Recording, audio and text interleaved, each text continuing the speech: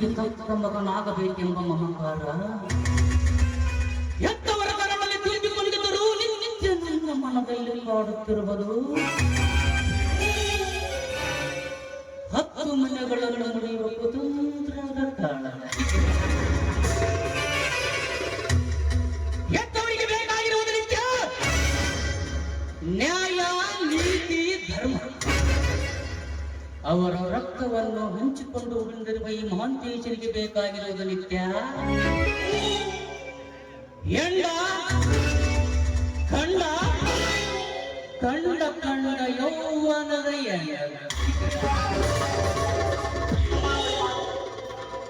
ಎತ್ತವರಿಗೂ ಎತ್ತ ಮಗನಿಗೂ ಎಷ್ಟೊಂದು ಅಂತರ. ಈ ರಂಗದಲ್ಲಿ ಬದುಕುವುದು ಎತ್ತವರ ಚಿಂತೆ. ಅಂತರಂಗದಲ್ಲಿ ಬದುಕುವುದು ಈ ಮಹಾಂತೇಶನ ಮನೆಯಲ್ಲಿ ಮಾಡಿದ ವಿಷಯ ಕೂಟ.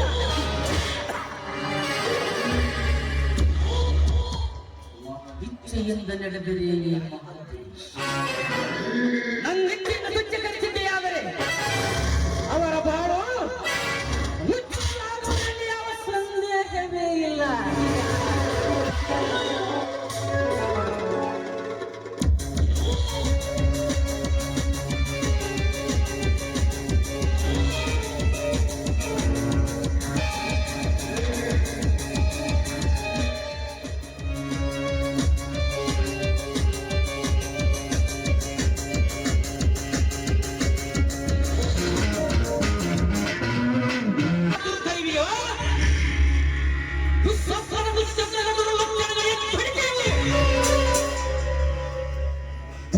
ಮೌನದ ದುರುದ್ದೇಶಗಳು ಬಂದ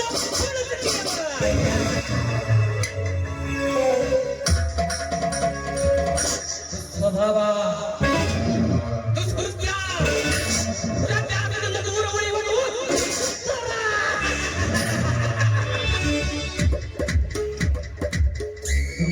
ಹುಟ್ಟುವುದು ಬುದ್ಧಿಯದು ನೂತನದ ದುರ್ಘಟನೆಗಳ ದುರ್ವಿಪಾಕ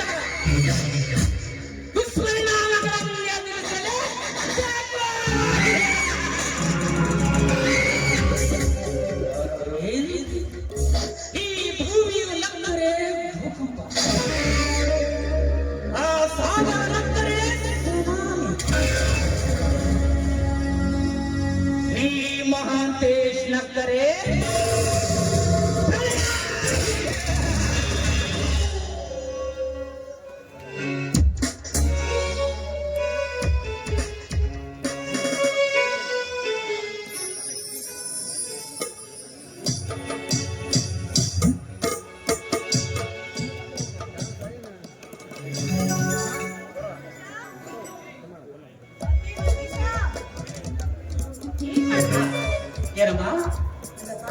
ಬೆಳಗಿನಿಂದ ಮನೆಯಲ್ಲಿ ನೀನೆಲ್ಲೂ ಕಾಣ್ತಾನೆ ಇಲ್ಲ, ಅದೆಲ್ಲೋ ಹೋಗಿದೆ?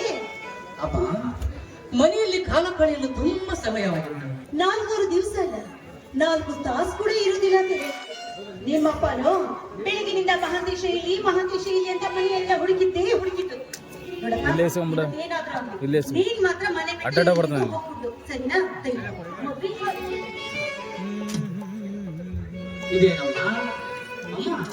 ಚಿಕ್ಕ ಮಗುವಿಗೆ ಹಾಲು ಕುಡಿಸಿದಂತೆ ನನಗೂ ಹಾಲು ಕೊಡಿಸಲು ಬಂದಿರ್ವಿ ಅಲ್ಲಮ್ಮ. ಅಮ್ಮ, ಈಗ ನಿನ್ನ ಮಗು ಚಿಕ್ಕ ಮಗು ಮಹಾಂತೇಶ ಅಲ್ಲಮ್ಮ, ಬೆಳೆದು ನಿಂತ ಪ್ರಾಪ್ತ ವಯಸ್ಸಿನ ಮಗ ಮಹಾಂತೇಶ.